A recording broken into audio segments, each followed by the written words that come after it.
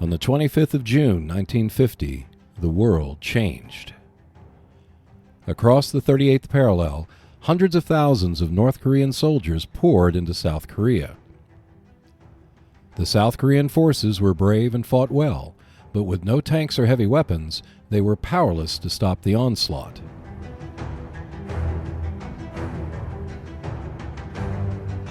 Expansions number 29 and number 30 of Warfighter World War II expands the frontier of the Warfighter series to the Korean War. Although separated by 5 years, many of the weapons and equipment used in World War II carried over into the Korean conflict.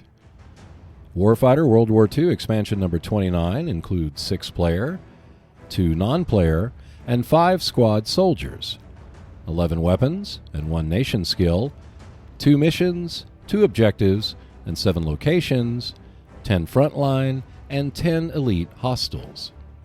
Warfighter World War II expansion number 30 also includes 6-player, 2 non-player, and 5 squad soldiers, 7 weapons, 2 equipment, and 11 locations, along with 11 frontline and 12 elite hostiles.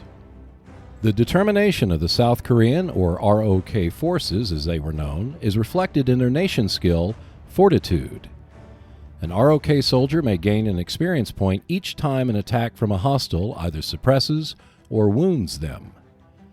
All weapons in both expansions were first used either before or during World War II. They represent mostly American and Japanese weapons, such as the M1 and Type 99 rifles. The equipment offers cold weather gear, something quite important for the bitter winters that lay ahead.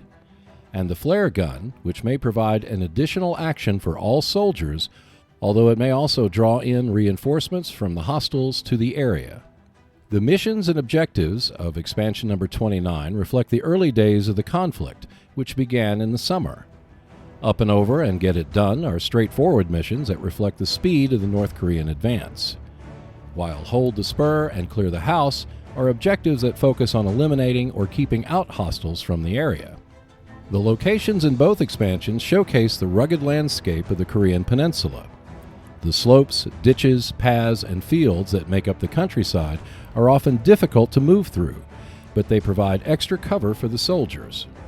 As hostiles fighting the North Korean forces, the ROK offers a wide variety of troops ranging from pickets to ambushers, machine gun team, and the officer. In the first 5 days of the conflict, the South Korean Army went from 95,000 to just 22,000 soldiers.